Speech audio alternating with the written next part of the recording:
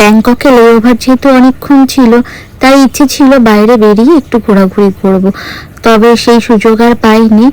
সব থেকে বড় প্রবলেম হয়ে গিয়েছিল, কোনো রকম কোনো ক্রেডিট কার্ডের লাউঞ্জ ছিল না ব্যাংকক এয়ারপোর্টে। আর দ্বিতীয়ত, আমরা যখন এয়ারলাইন্সের লাউঞ্জে যাই তখন তারা বলে লাউঞ্জ আগে থেকে বুক না করলে আপনারা থাকতে পারবেন না।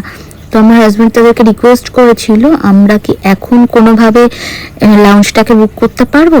তো তখন এয়ারলাইন্সের লাউঞ্জ থেকে বলেছিল এটা টিকিটের সাথেই বুক করতে হতো, যে কারণে বেশ অনেকটা সময়, মানে ওই বিকেল 4:30 থেকে রাত 10:30 অবধি আমাদেরকে ভীষণভাবেই প্রবলেমের সম্মুখীন হতে হয়েছে, যে কারণে লাস্টে ডিসাইড করা হলো এয়ারপোর্টের ভিতরে কোনো একটা রেস্টুরেন্টে আমরা ডিনারটা কমপ্লিট করে তারপরে ফ্লাইটের জন্য উঠবো। তো ডিনার ঠিক না, ওই সন্ধ্যার দিকেই একটু খেয়ে নিয়েছিলাম, দেন ফ্লাইটে উঠে পড়েছি। তবে শরীরটা ভীষণই কাহিল হয়ে পড়েছিল, খুবই ক্লান্ত হয়ে গেছিলাম, কারণ প্রায় 24টা ঘন্টা হয়ে গিয়েছিল আমরা জার্নি করছি, তার মধ্যে কোনো প্রকার কোনো রেস্ট নিতে পারছি না। তো যাই হোক, ফ্লাইটে ওঠার পরে মনটা একটু ভালো লাগছিল, কারণ ওই যে একটু পর নিজের দেশের মাটিটা ছোঁবে এই প্লেনটা, এই আনন্দেই ছিলাম। যদিও এত আনন্দের মধ্যেও শরীরটা ঠিকই দুর্বল ছিল। যাই হোক, তবুও দিন শেষে বাড়ি ফিরতে পারছি, এটাই অনেক। আমাদের বাড়ি পৌঁছতে পৌঁছতে বেজে গিয়েছিল রাত 2:30, কারণ আমরা কলকাতা এয়ারপোর্টে ল্যান্ড করেছিলাম 1:45-টার দিকে। তারপরে সেখান থেকে ইমিগ্রেশন কমপ্লিট করে লাগেজ কালেক্ট করে বেরোতে বেরোতে বেশটা রাত হয়ে গিয়েছিল।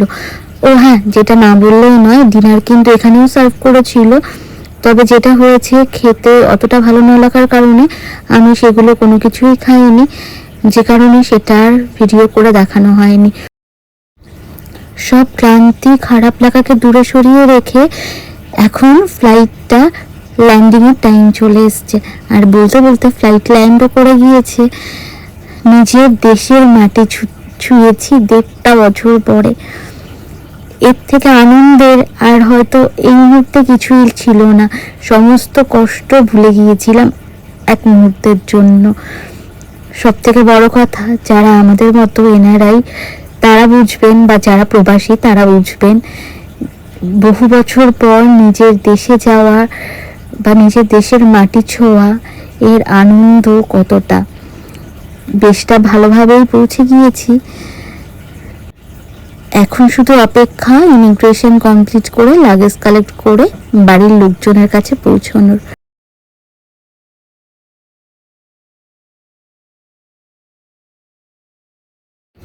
আগেই তো বললাম আমাদের এয়ারপোর্ট থেকে বেরোতে বেরোতে 2-2:30 বেজে গিয়েছিল, আর বেরিয়েই দেখলাম বাড়ির থেকেও সবাই চলে এসছে। আমরাও যখন ল্যান্ড করেছি বাড়ি থেকেও তখন এয়ারপোর্টে ঢুকে গিয়েছে। বেরিয়েই দেখুন এই মেয়েটি কোথাও হয়তো খেলতে গিয়েছিল, ওর গায়ে দেশের পতাকা দেখে বেশ আনন্দ লাগছিল।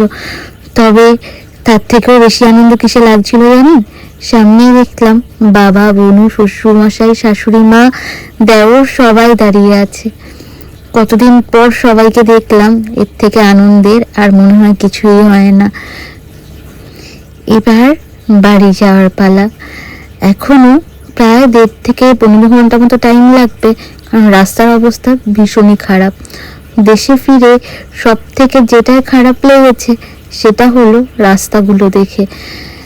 পুরো যশোরটা এতটাই বাজেভাবে ক্ষতিগ্রস্ত হয়ে আছে সেটা বলার মতো নয়। যখন তখন বড়সড় যে কোনো দুর্ঘটনা ঘটে যেতে পারে রাস্তাগুলোতে।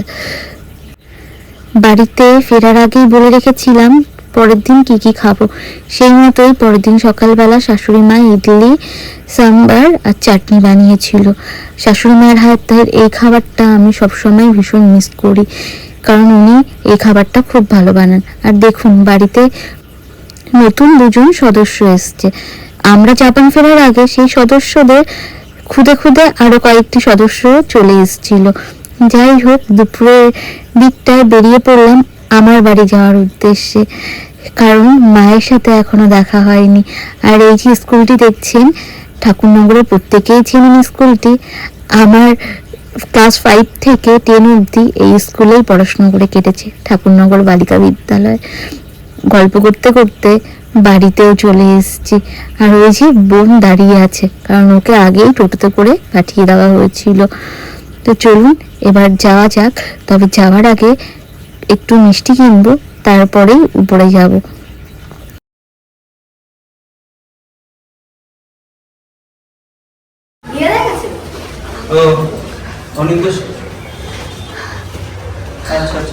মা, জানেন তো, আগে যেখানে যেতাম সিঁড়ি থেকে ওঠার সময় মাকে এইভাবে ডাকতাম। কতদিন পর এইভাবে ডেকে বুকটা যেন জুড়িয়ে গেল একদম। আর মা সেদিনকে ছিল একটু ব্যস্ত, আমাদের উপরে একটু রেগেও গিয়েছিল, কারণ আমাদের পৌঁছতে পৌঁছতে হয়ে গিয়েছিল অনেকটা দেরি।